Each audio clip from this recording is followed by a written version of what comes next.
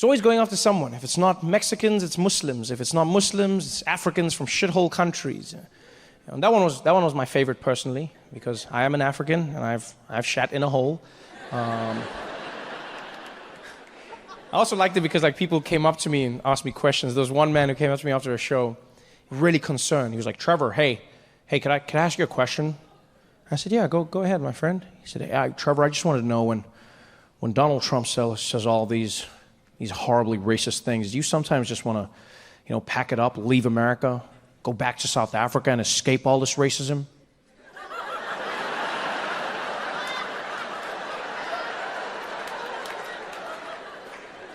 I said, "My friend, you don't go to South Africa to escape racism. That's where you go to stock up." Are you kidding me? That's the one thing that reminds me of home. Racism out here. Because we've got tons of racism in South Africa. And don't get me wrong, it's gotten a lot better. When I was growing up, we had apartheid. And, apartheid was basically the best racism in the world. Sorry, I didn't mean to say that. I mean, now you're going to feel bad and be like, "Oh, racism was the best." No, it wasn't. It was good, but not the best. And I experienced a bunch of racism, and everyone did. I never felt like it was a bad thing, mostly because of my family. My mother is a black woman, Xhosa woman. My father's Swiss from Switzerland. And them being a couple was against the law, and that was a problem for us living together. And so we experienced a ton of racism. And in case you're wondering, yes, Xhosa is one of the languages with the clicks in it, right? Xhosa, but not like in American movies, just so you know. Yeah, I've seen those movies where they have Africans and they're like,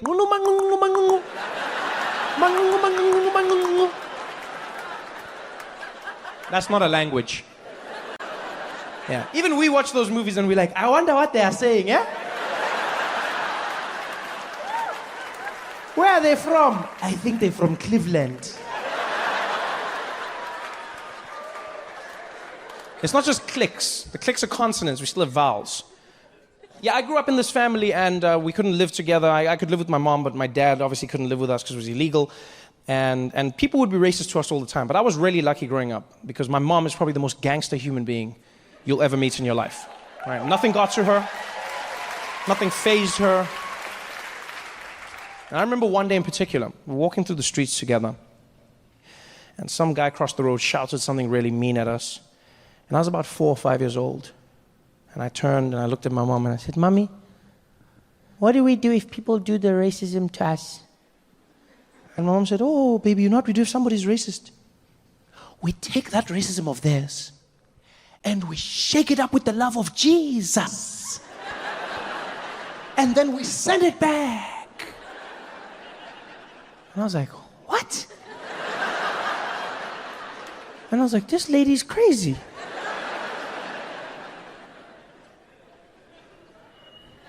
And she was crazy, but she was also right.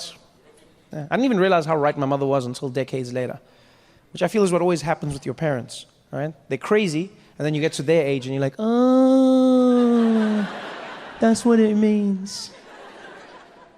I only learned the lesson my mother was trying to teach me when, as a grown man, I was walking through the streets of Chicago, minding my own business. Some guy drove by in a pickup truck and called me the N-word. And I'm not going to lie, I was disappointed. Mostly because he was driving a pickup truck. Yeah, I just felt like that was an unnecessary stereotype that he didn't need to perpetuate. I feel like if you're going to be racist, do something different. Think outside the box. Drive a Prius. Yeah. It's better for the environment, and it's quiet. You can sneak up on me. We both win. But no, the guy was driving a pickup truck, called me the N-word, and to give you the full story, I was jaywalking, right? I was jaywalking, yeah. And I don't tell you this to justify what he did. I just want you to know that I'm no angel, okay? Yeah. I was crossing the road, and then the lights turned red for me, but I decided to walk anyways because I don't see color.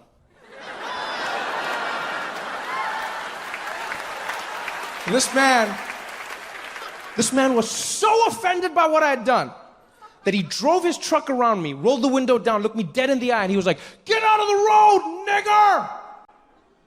Oh, and you could see he wanted to hurt me. We locked eyes, and I could see in that moment he was waiting for me to be like, no.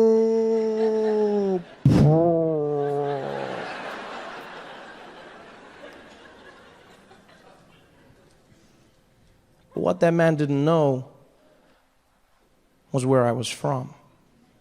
More importantly, who he didn't know was my mother. Because he thought it was just going to be a regular racist day. He thought he was going to drive by, throw the N-word out the window, carry on with his life. He didn't realize that that was the son of Patricia stepping into the road. And it happened in a moment, but it lasted a lifetime. Because I didn't even think. He shouted that word, and out of nowhere, my body was like,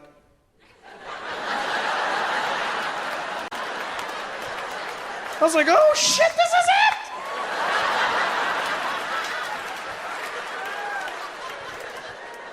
And let me tell you something, LA, it was so beautiful because I didn't plan it, I didn't think about it. All I know is I stepped into the road, he drove his truck around me, rolled the window down, looked me dead in the eye, and he was like, get out of the road, nigger! And I turned and I was like, you my nigga!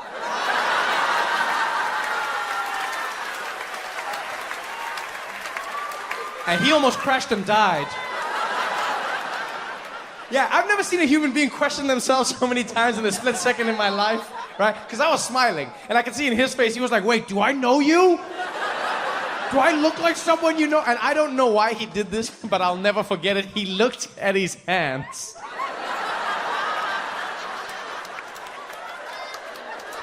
He looked at his hands like they'd somehow magically turned black, like I had cursed him with a nigger bomb. I don't even know what he was thinking.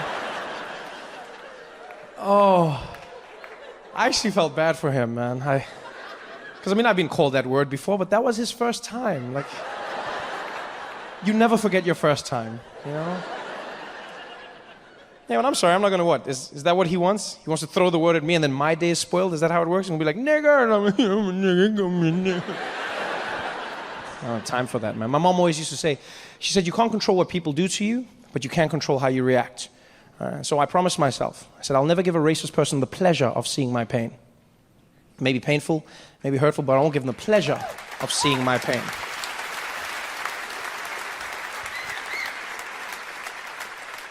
Someone says something racist, I take that racism, shake it up with the love of Jesus, send it right back. And don't get me wrong, it's not always easy. Not everyone can do the same thing. Not everyone should. I also understand that for me, it is a little bit different. You know, I have a privilege in that I come from a country where the word nigger was never used to oppress anybody. You know, we had another word, because we had the best racism, come on now, but not that word. Yeah, the word we had was the word kafir or kafir. So we had another word, same thing. It's crazy to me as well sometimes. You know, same racism, different word. And here it means nothing, right? Kafir, nothing. Yeah, some people are like, is that like a probiotic? Is that what that is? Yeah, probiotic of my pain. Because we don't have that in our supermarkets for obvious reasons. No one warned me in America. I walked down the dairy aisle. I was like, oh, yogurt, ice cream. Ah! This lactose is intolerant.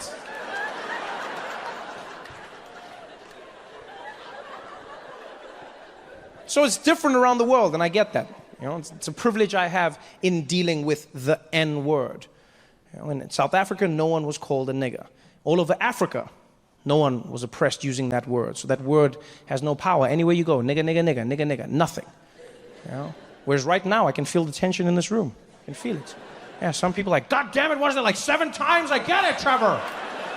That's my quota for the year. Come on. I get it. It actually got me thinking that maybe we could use that discrepancy to help each other out. We'll create a program where you guys send all of your racist people to Africa just once a year. Because Africans will roast the shit out of them. The best part about Africa is you don't even have to wait.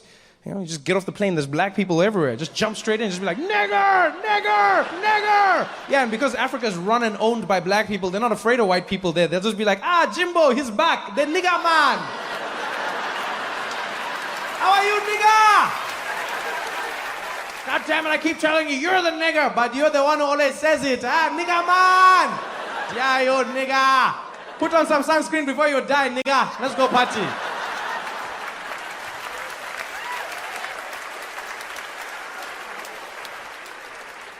It'll be different, that's all I'm saying.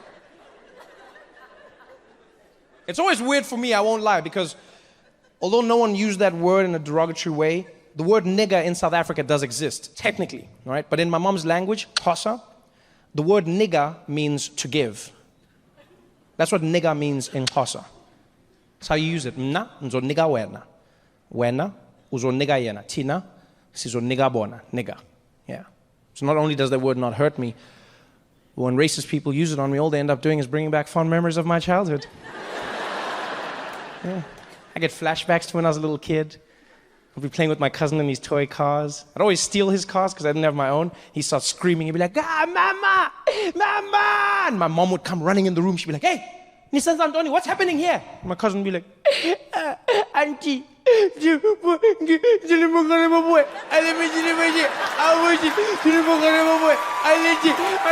would be like, hey.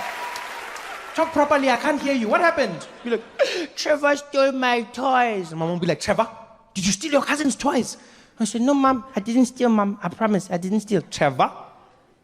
When I don't lie to me, did you steal those toys? I said, no, mom, I didn't steal anything. What happened was his cars were parked illegally, mom. And so I had to tell them because we can't live in a society without laws. I mean, even me, I'm just a humble civil servant at the end of the day, mom. Without laws, what we descend into chaos, mom, if you think about it. That's all that's holding us up. As a civilization, it's the only thing that keeps us be like, hey, don't come here with that smart mouth of yours. Give those toys back. I say, mom, please, I just want to play with it. Hey, give those toys back. Give those toys. And I'm like, mom, she'd be like, hey, nigga. Nigga, when I Trevor. Nigga, Trevor. And my cousin would be there like, nigga, please. If you want to win an election, all you need to have is a strange voice. Simple as that. You want to be president of the United States? Get a strange voice, you're done. Yeah, forget policies, forget ideas, that's boring. You come out there, here am I, boo! Normal sounding ass bitch. No. You come out there with a strange voice, the people love it. You realize there's been no American president who has a normal speaking voice. None. Now, you can go back as far as you want. None of them spoke normal. None. Now, go back as far, like JFK. JFK, he didn't speak normal. He had that thing, it was like, ask not what your country can do for you, but ask what you can do for your country. That's not normal. I don't care what anybody says, that's not normal. You telling me that man was standing in a McDonald's ordering food with that voice? Because they're like, could I please get a #1 medium with fries? And I'll also have a McFlurry, please. What do you mean the ice cream machine is broken? That's not normal. No American presidents speak normal. None. Bill Clinton, he didn't speak normal. He always did that thing where it sounded like he was trying to seduce the audience. You know? They'd be like, I do not have sexual relations with that woman. What are you doing? No American president spoke normal. None of them. George Bush, he didn't speak normal. He always did that weird chuckly thing. He'd be like, we're gonna find the people that did this, and then we're gonna bomb a totally different country. Fool me once. That's not normal. No American president spoke normal. None. Barack Obama, he didn't speak normal. He always did that thing where it sounded like his voice was buffering. As Americans, we gotta try to get a faster internet. That's not normal. Joe Biden, he doesn't speak normal. Are you kidding me? He just like fades into mumbles every time he gives a speech. It's not normal. He'll be up there and be like, that's why the most important thing to understand no dreams are the finest Negroes. Come on, man. Come on. Hey, I mean it. Come on. That's not normal. Trump, that was the weirdest of all. Every other American president is predictable. You know, you understood the ebb and flow. Trump, you never knew what to expect. Right? The volume on his voice all over the place, inflection where it didn't make sense. Do you know how hard it was to figure out where to put the volume on your TV when watching a speech? I had to sit there and write it like a shitty DJ the whole time as you speak, because you wouldn't know where it would happen. He'd be up there. I think as Americans, we try and try, so try, big trying, all trying, and it is, but I know, and I think if we can, what we won't, but we will, but maybe, but. What? It's not normal.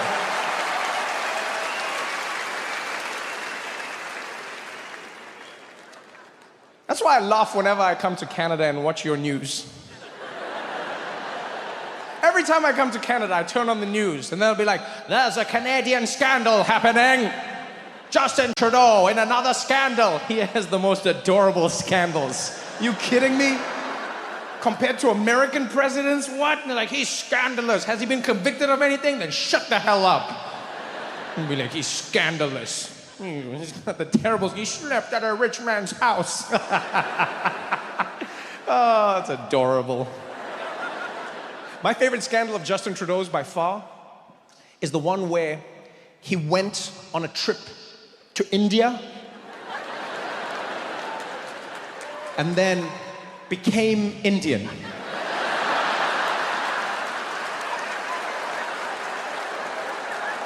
That has to be one of the greatest scandals of all time. I remember when it broke. He took off. He was wearing a suit. He left Canada, waving on the plane. Goodbye, goodbye everybody, goodbye. Got on, flew to India, landed, doors opened, and he came out, and he was already half Indian. He had the jacket on. But what was crazy was that as the trip progressed, he became more and more Indian each day.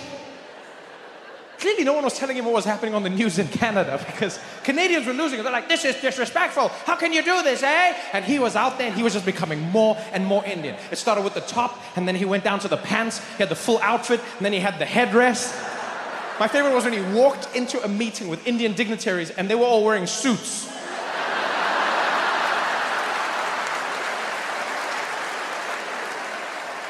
This man walked into that meeting looking like he was about to audition for Bakban. You're like, what the hell is this?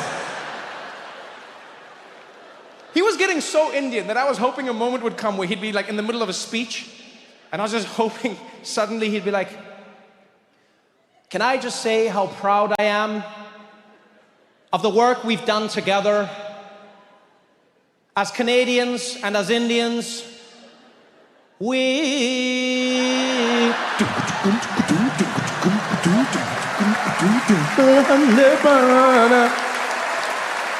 I was hoping that would happen. I was waiting for it. The biggest scandal of all time. He became Indian. I don't think it was that bad. I just think he tries too hard, to be honest. You know, I think Justin Trudeau tries too hard to show he's compassionate, tries too hard, you know? I don't think it's that bad. And look, I'm biased. I know I'm biased. I am. Because I too have Trudeau'd. I'll confess it here tonight. I too have Trudeau'd, Canada. I too have tried too hard to connect with a group of people and it did not go well. My story happened in Edinburgh, Scotland. Beautiful place. If you've never been, go. Stunning. Everything. The place is full of history. The people are lovely and warm. The place isn't, but the people are. Everything is old. They love telling you that. Everywhere you'll go in Edinburgh, people will be like, oh, how old do you think that bridge is? You'll be like, I don't know, they're like 300 years old. You'll be like, oh, okay. They'll be like, that church, 500 years old. Meet my son, 800 years old. He looks 6, Scottish workmanship. But they were wonderful people. It was really great out there. And we were there for a comedy festival, okay? And what I do whenever I'm traveling is, if I get to be in the same place as my friends, we try and spend as much time together. And what we'll do is we'll order like food or we'll go out. And when we do that, we allow one person to designate the meal. Nobody negotiates, everybody gets to pick a day. And so whenever my day comes around, consistently, I pick Indian food, all right? Yeah, I think it's the best cuisine in the world. Nothing comes close. You don't agree with me? Let's meet in the parking lot, we can fight. I love Indian food. I've loved it my whole life. And so we're in Edinburgh, I'm with my friends, they're like, where are we going? Trevor, what do you say? I'm like, Indian food. They're like, every time? I was like, yes, every time Indian food. I'm like, oh, it's the same. I'm like, then why do you keep asking me? If you know, you know. Stop asking me.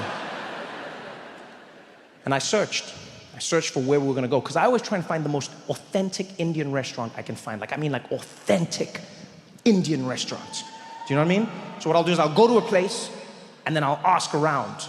I'll ask people. I'll be like, where do you go? And then like, where the white people tell me, I don't go there.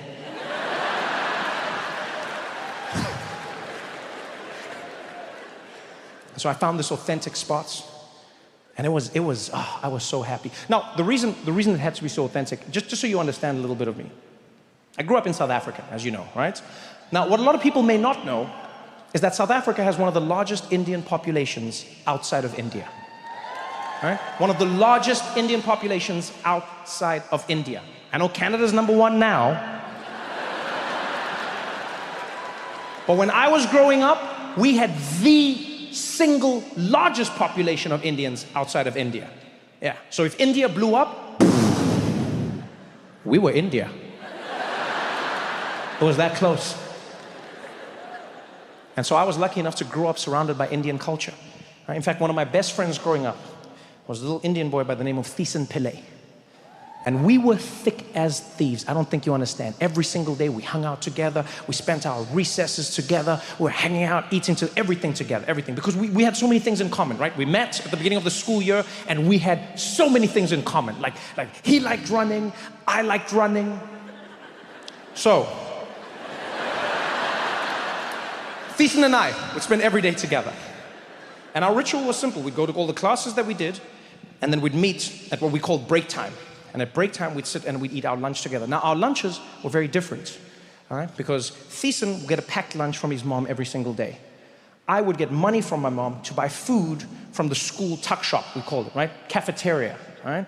And so what we do is I'd go and I'd buy the food every single day. And it's like, because my mom couldn't cook, right? Well, she tried once, and I was like, don't do this ever again. This is child abuse. Just give me the money. So I would buy the food every day. Thiessen, on the other hand, had food that his mom made every single day. And every single day, the meal was curry. I know this because every day, we'd sit down together. Thiessen would open his little lunchbox. He would take out his little can of juice. He'd unwrap his sandwich. And there would be little triangles cut out. And then he'd pull it out. He'd open the bread, look inside, and then he'd scream at the top of his lungs. He'd be like, curry! Damn it, mommy.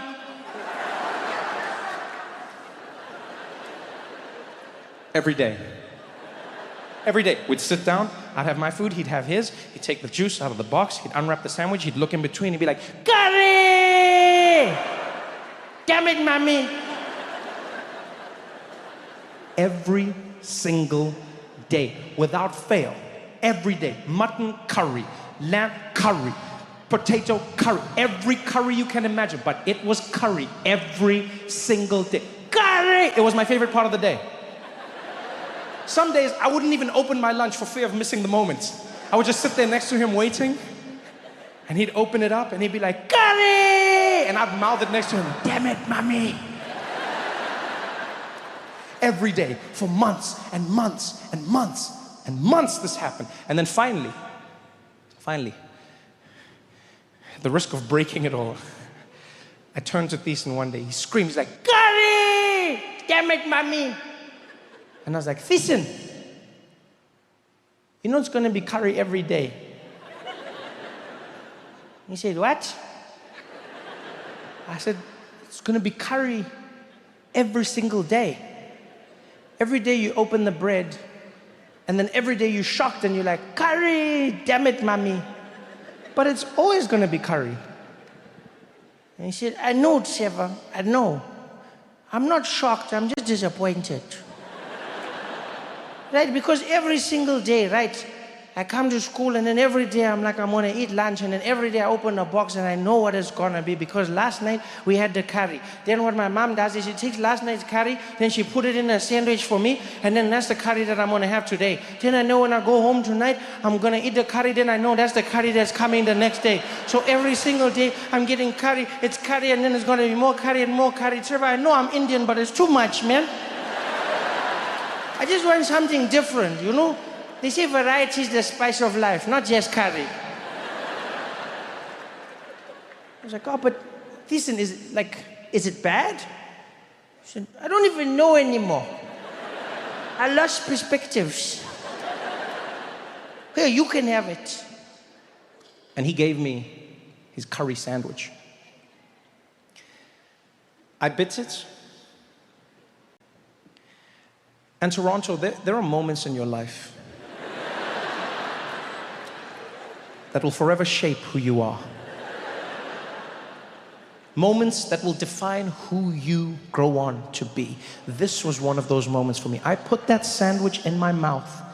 I bit down and my mouth came alive. My tongue discovered its purpose. I didn't know potatoes could pop like that. The flavors were bouncing around. My eyes opened wide. It was, I was like, what? I was like, curry! Thank you, mommy. And I said, listen, this is amazing. You eat this every day? And he's like, every damn day. And I was like, well, okay, let's swap. I'll give you my money for tuck shop, and then you give me your curry food every day. And we did that, we traded. And let me tell you something now. You thought we were best friends before, we turned into soulmates. Yeah, because we both got everything we dreamed of, right? I got to have a home-cooked meal every single day, and as an Indian person, he got to start a business. Thiessen was in heaven. It was perfect. And since then, I've loved curry. So, fast forward many decades, we're in Edinburgh, Scotland. Going out with my friends, we're choosing a spot. I choose Indian, authentic Indian. We get to the place, and it's legit.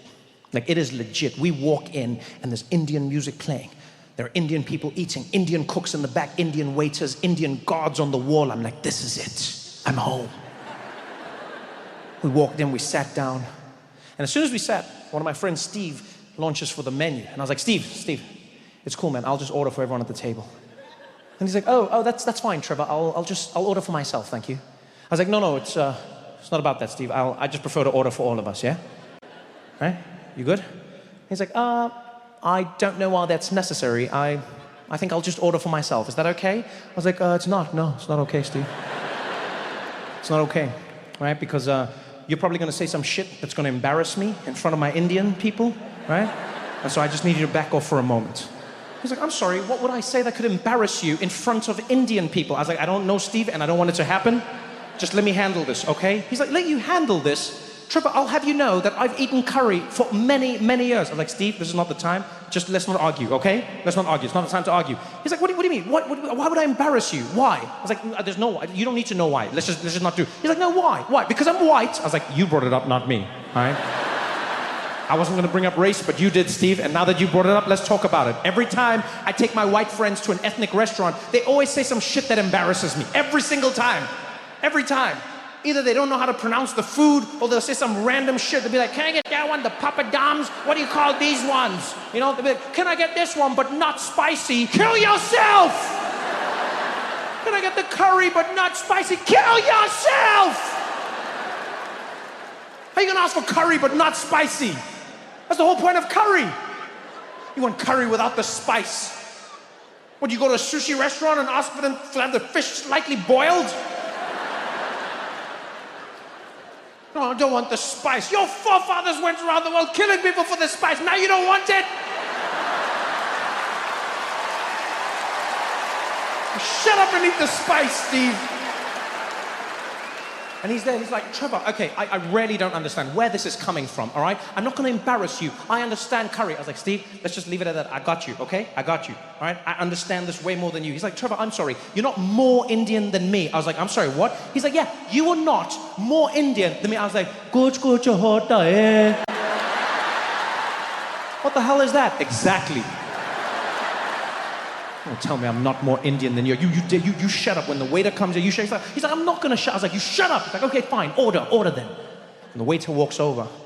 This beautiful Indian man. He's got his beautiful Indian garb, and he steps up. And I know Steve. I can see him questioning my authority out of the corner of my eye. And that's when I Trudeau'd. I was just a little too hyped. I wanted to show him that these were my people, and as the waiter got there, I didn't even let him speak. I just jumped up and I was like, good evening. I'm going to be ordering for the entire table, please. Could we please have 3 garlic raw naans? We're going to have 3 rumali rotis. Give us 1 shahi paneer, 1 palak paneer. You know what? We're going to have a Rogan Josh, lamb, of course. Could we also please have 1 butter chicken for my Caucasian friends?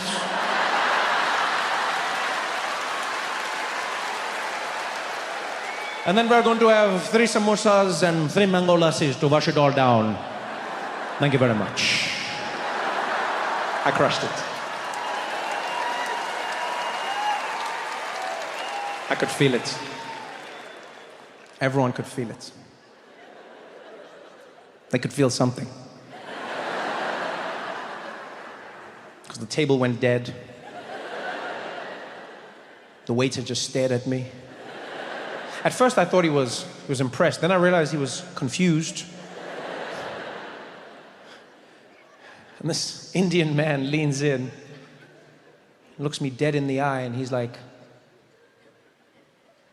sorry, sir, could you repeat what you said?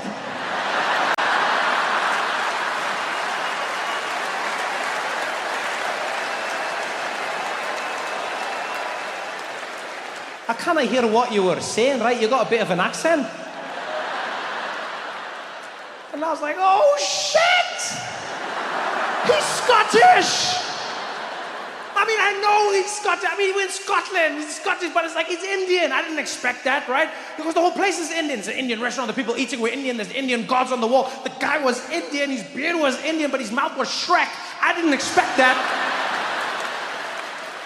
And now he didn't understand me because I Trudeau'd too much. I didn't need to try so hard. But then I realized I also couldn't stop. Because that would be racist.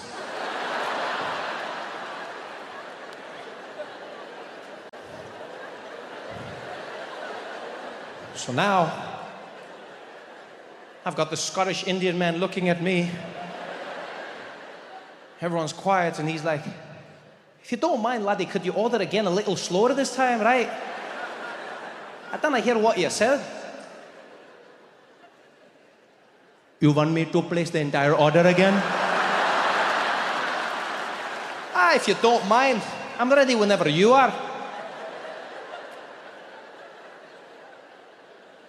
You know, I think everybody can order for themselves at the table. I don't think it's necessary for me to hold their hands. Everybody can order individually, and we can go from there, okay? We can go from there. And Steve was like, oh, I wish I could, but I'm so afraid I might offend someone. I think my friend here should order for us. Please, Trevor, go ahead. Go ahead. You're far more cultured than I am. I said, no, Steve, please, you can try your hand. I'm sure you know exactly what you want. He's like, no, but what if I say something embarrassing? The last thing I'd want to do is offend another person's culture, Trevor. I said, no, you can't offend anybody. There are no mistakes here, okay? We are all friends, okay? If anybody make a mistake, we forget about it. In fact, whatever happens today, we're all going to forget about it, okay? Just order. He's like, no, I wish I could. I really wish I could. But Trevor, please go. I said, no, you just order, Steve. He's like, oh, please, Trevor. I was like, order, bastard!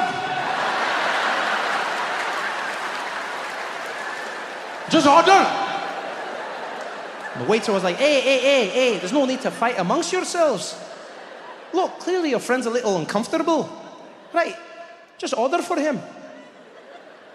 Like, yes, he's totally uncomfortable. Okay, could we please have 3 Romali rotis and 3 garlic naan, 1 shahi paneer, 1 palak paneer, and could we also get a lamb rogan josh? And we're also going to be having 1 butter chicken for your Caucasian friends. For anybody. Anybody can enjoy different types of curry. They don't all have to be spicy. It doesn't matter as long as you participate. There is no wrong way. Oh, you're so understanding, Trevor. Yes, I am. Could we also please get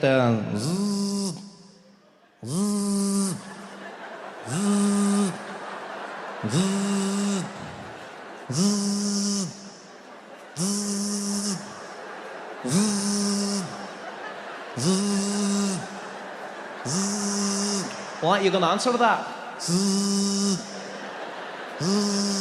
No, they can call me back later.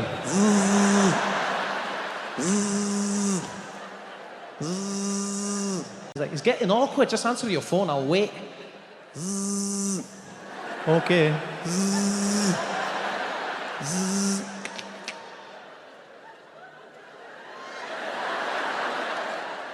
Hello?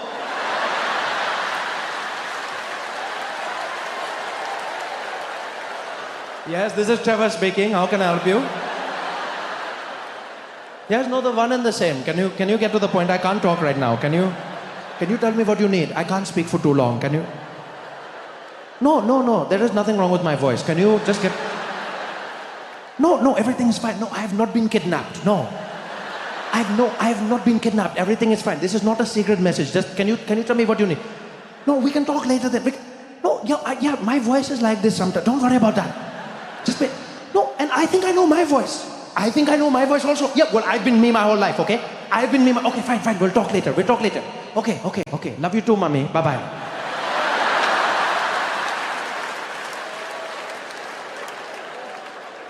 It's the most awkward meal I've ever had in my life.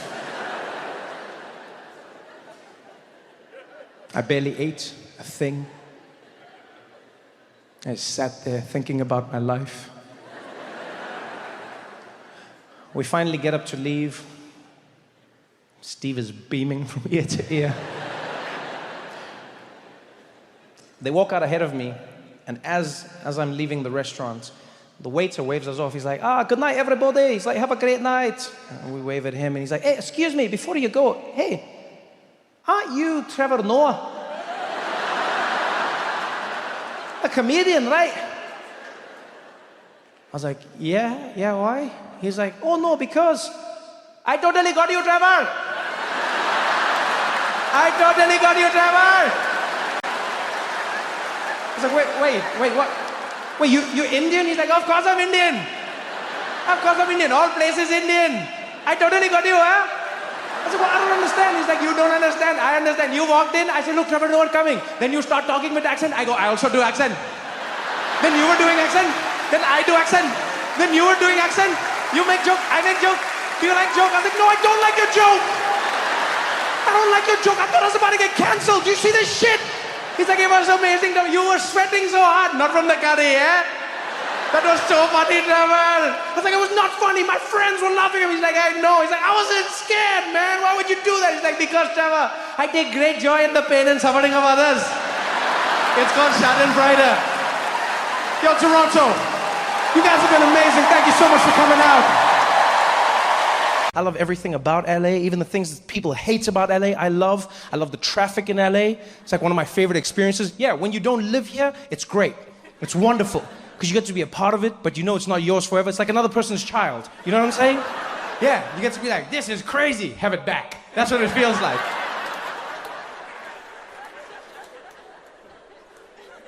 I love it, man. I love the vibe, you know. I love driving out here, you know. And while I'm out here, I get to listen to the radio, because you guys have great radio stations, because you're always in your cars, you know. In New York, like radio's not a big thing for me living in New York. I ride my bicycle, I walk through the streets. I can't listen to music because I'll die.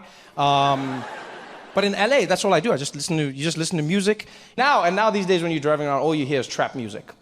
That's the big thing you hear, is trap. That's the new music on the radio. It's really fun, trap. I don't understand what they're saying, but I enjoy it. You know? Yeah, every single song is the same. Every trap song to me sounds like a toddler complaining about life. That's all I hear when I listen to trap songs. Every time a trap song plays on the radio, I think of my little brother. He'll go outside, he'll like hurts himself, he'll come back crying, and it sounds like every single trap song ever. He'll like walk in like, and I'll be like, yo, Isaac, what happened, buddy? He'll be like,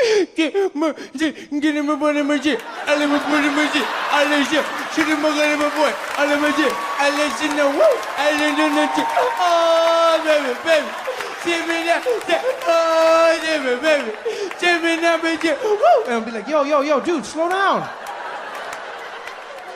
I thought you were playing with your friends. What happened? All my friends are dead. With me to the end. All my friends are dead now. Give me to the end now.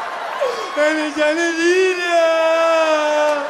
I'll be like, yo, go talk to your mom, man. I don't know what you're saying.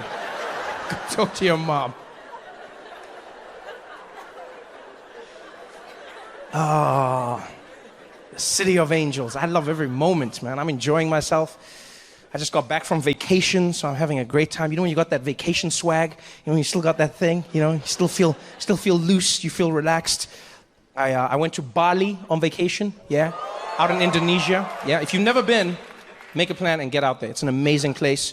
I went out with some of my friends, learned a few things about myself as a person. Most important thing I learned is somebody needs to invent a TripAdvisor specifically for black people, right? No, because just generally I find that what white people want to do on vacation is what black people are trying to escape. And not in a bad way, it's just like we want different things out of life, you know? Like my white friends are always inviting me camping, for instance, always. Like with enthusiasm, we're all like, Trevor, you want to go camping, dude? I'm like, why? Why? It's like, dude, what do you mean why? It's amazing, you're kidding me? It's like no water, no electricity, you know? It's just like us in the great outdoors. You gotta like take a dump in the hole in the floor or something, dude. I'm like, yeah, that was my life. That was me growing up. You know how hard I worked to never go camping again? Every day I wake up in my bed and I'm like, thank God I'm not camping. If my family saw pictures of me camping, they would be devastated. My grandmother saw me out in the woods. She'd be like, oh, what happened to Trevor? Oh, I thought he was successful. Oh, it must be the crack. I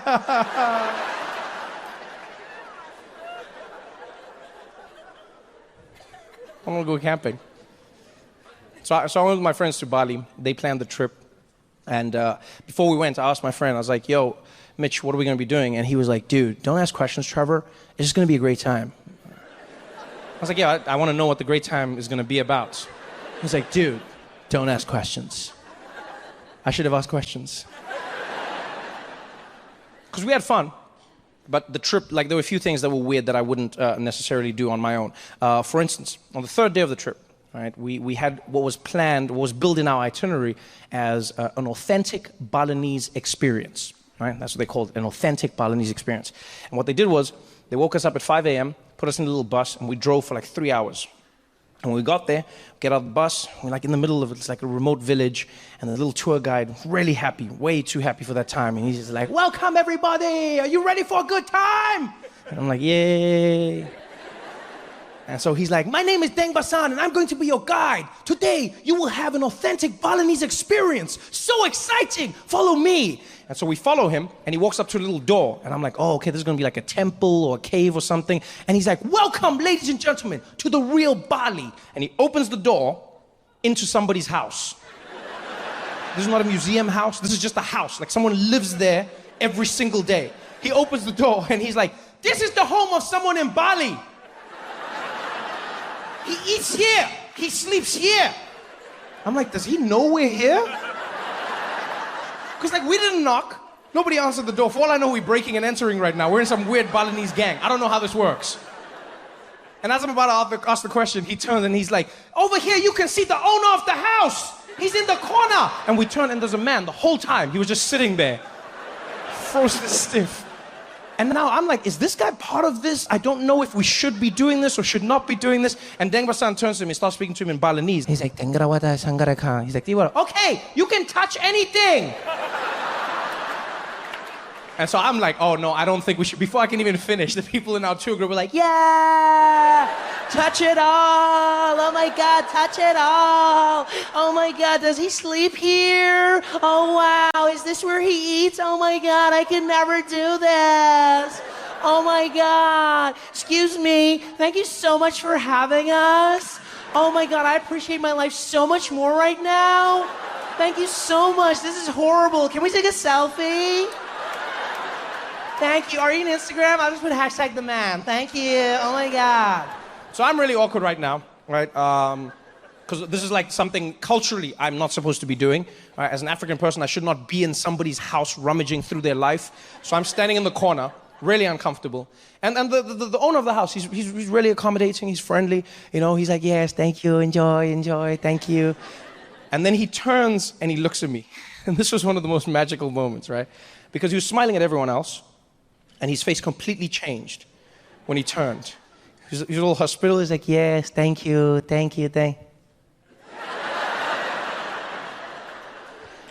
And with his eyes, he proceeded to have the most in-depth conversation with me that I've ever had. And it's not like the eyes conversation was new to me. Like, you can have an eyes conversation with anyone you have a connection with. You know what I'm talking about? Like, it could be somebody of the same race when you're in public. It could be like a husband and wife. Like, wives are really good at having eyes conversations.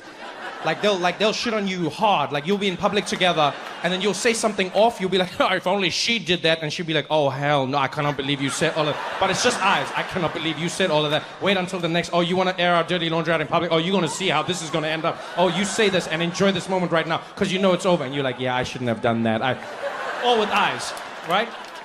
That's what he did to me. Because one minute he's smiling at everybody, and then he turns and he looks at me, and just with these eyes, he was like, what are you doing here?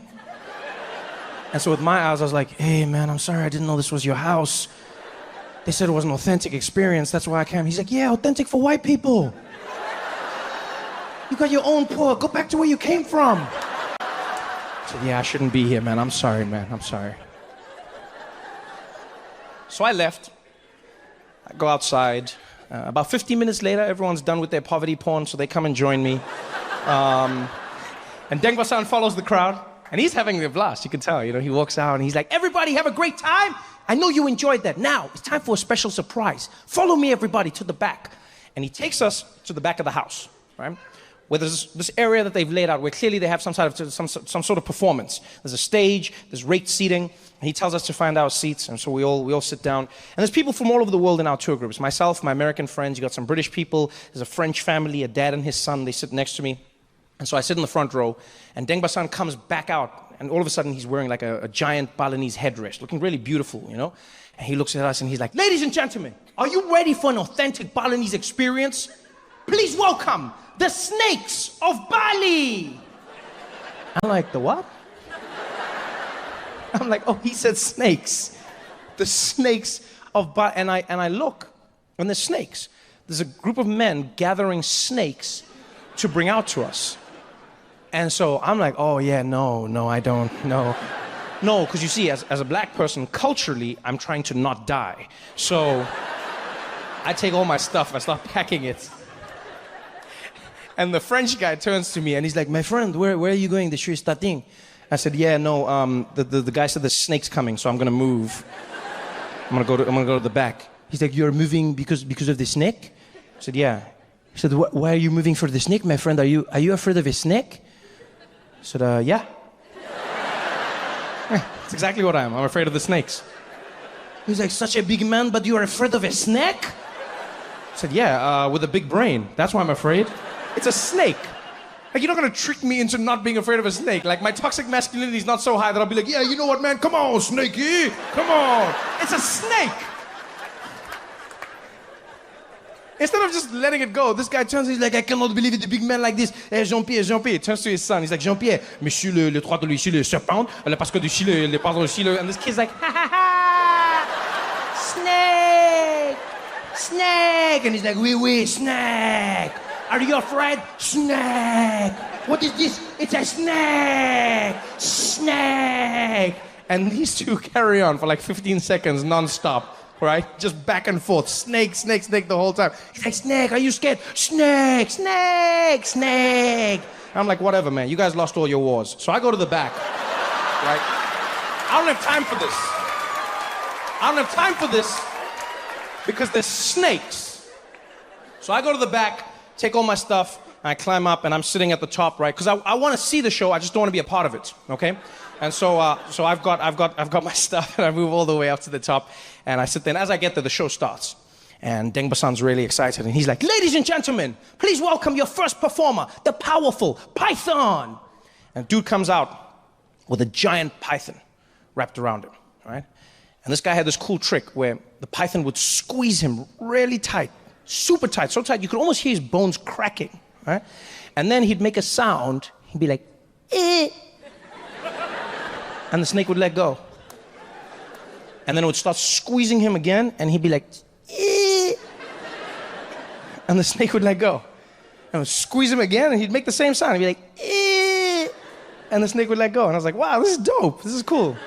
Yeah, they're in a consensual relationship. I like this. This is, And so he leaves with the snake. The next performer comes out, and this guy had a green mamba with him, right? And so Deng Basan is like, ladies and gentlemen, the green mamba. And this guy comes out, and he had a cool trick where he took the lid off the basket, and the green mamba would come out, and then it would start doing like a little move, and then someone would play music, and then the snake charmer would dance with the snake, and they'd do the same moves. It was dope. It was like a Justin Timberlake video, just the two of them, okay? Like back and forth. I was like, oh, that was dope. And the snake goes back in, and then Deng Basan came out one final time. And he's like, now, ladies and gentlemen, are you ready for the final part of the show? Please welcome the King Cobra. And the final performer comes out with a cobra, puts the snake down, lifts the lid, snake comes out. And I don't know what it was about this snake, but you could feel the energy change. Like, they were all snakes, but the snake looked mean, you know? Like it looked like it hated life. There was something about it. Like the snake looked like it had a mortgage.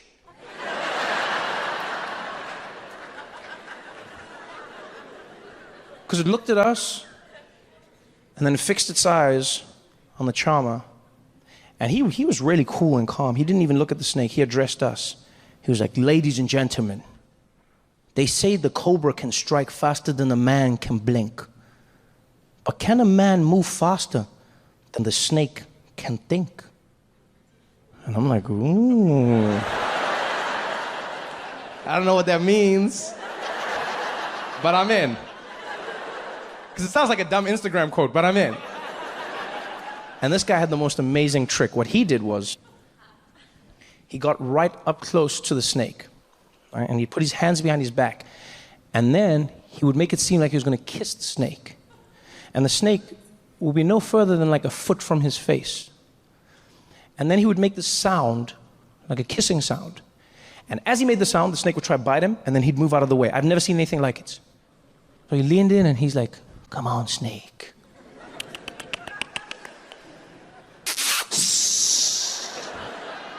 Too slow, Snakey. Try again. No love for you, my friend. Come on, Snakey. And all of us are enthralled. Every single one of us. No one's making a sound, no one's moving. And he does it over and over again. And then, to take it to the next level, he closes his eyes, pouts his lips. And I guess at this point, the snake was probably like, oh, I think I figured this out.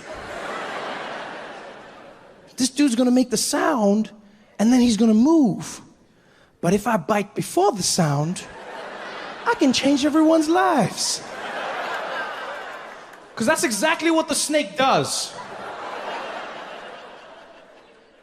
The guy closes his eyes, pouts his lips. Before he can make the sound, the snake strikes him, pa! Bam! Hits him on the mouth, right? Cuts his lip open, blood goes spraying everywhere.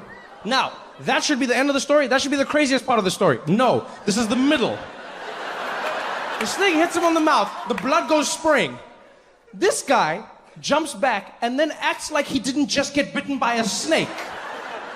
Which makes us think we're crazy, because we all saw it. Everyone in the audience was like, oh, and then he jumps back, And he just like shakes it off. You know what he did? He did that thing. You know that thing that people do where like you get their hand jammed in a car door or something? Like, you know, like it's slammed and it'll be like, and then people just be like,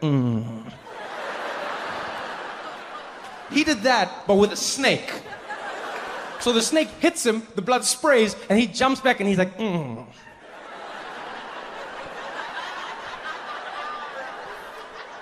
worry, we're fine. Don't worry. Don't worry, everybody, we're fine. Relax, we're fine. But we weren't fine. You know how we know this? Because his face started melting on the one side, right? So his face starts melting, his lips starts turning blue, and he goes back to do his kiss trick again, but he can't even stand, and then he looks at the snake looks at him, and he's like, okay, show is done, good night, everybody, goodbye, good night. He runs off. And all of us are just like, what the hell just happened, right? He runs off. I have questions in my head. I'm like, is he gonna be okay? Do we get our money back? How does this work? And then we turn back and we realize he's forgotten his snake. And you know what the worst thing was? Is it seemed like the snake realized the same thing at the same time. Because the snake also watched him leave. And then as we turned back, the snake was also like, oh shit.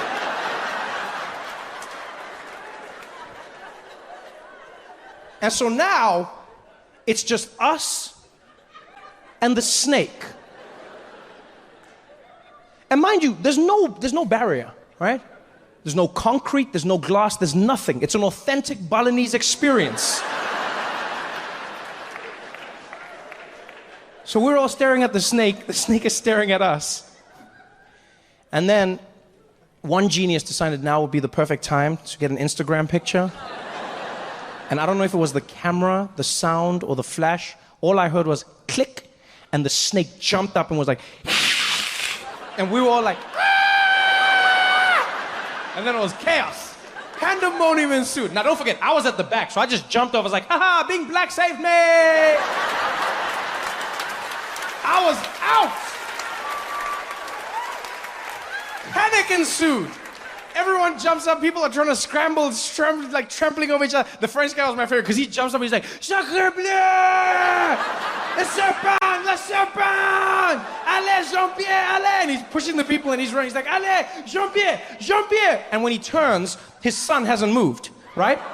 So little Jean-Pierre is planted to the spot, terrified. And you see his face, he's like, Papa! Papa! Papa! He's like, Jean-Pierre, allez, mon ami! He's like, Papa! Papa! And so the dad realizes he's got to go back in and save his kid, right? But now this is one of those moments where I think you can see the fundamental difference between mothers and fathers, right? Because a mother would run in without thinking and she'd be like, I will die for my child. Strike me now, snake. Right? That's moms. Dads will also save their kid, but in the back of their head, you know the dad is thinking, yo, I'm gonna save my kid, but I don't wanna die. I mean, I don't wanna die because this dumbass didn't know to run when his dad was running. I mean, there's a snake, and I start running. Why wouldn't you run at the same time? Now I gotta die for your dumbass, which makes no sense, because I can make another one of you. You can't make another one of me. I should just make you a brother, and we can mourn your dumbass death together. I don't even know why we're doing this right now. I think that's what the dad was thinking, right? Because he didn't fully commit. Instead, he tried to sneak in behind his kid. And then he grabs the back of his hoodie and yanks him to safety. So now little Jean-Pierre is choking in the ground. He's like, and he finally gets him to the side. And another snake charmer comes running out, grabs the snake, puts it in the sack. And finally, danger's averted. Everybody's safe. Everyone is safe, but terrified. Some people are crying, others are in shock. I'm standing on the side watching all of this. Little Jean-Pierre's there with his dad. They're both in tears. Like, désolé, mon ami. Désolé, Jean-Pierre. Désolé. And he's like, Papa, le trou de léger ne pas de l'échoua. And I don't speak French, but I know this kid was like, you asshole, you left me. I'm gonna tell mom.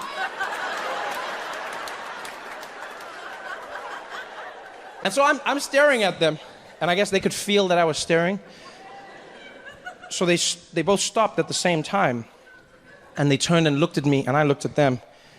And in that moment, I realized we're all human beings. We'll experience the same thing. We went through the same trauma. No matter what happened to us before, we're all human beings. Because they looked at me, and I could see in their eyes what they'd just experienced, what I'd experienced.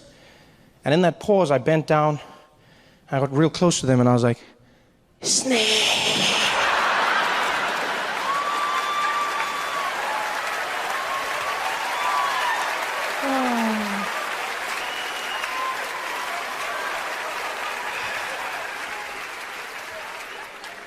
That's how racism starts.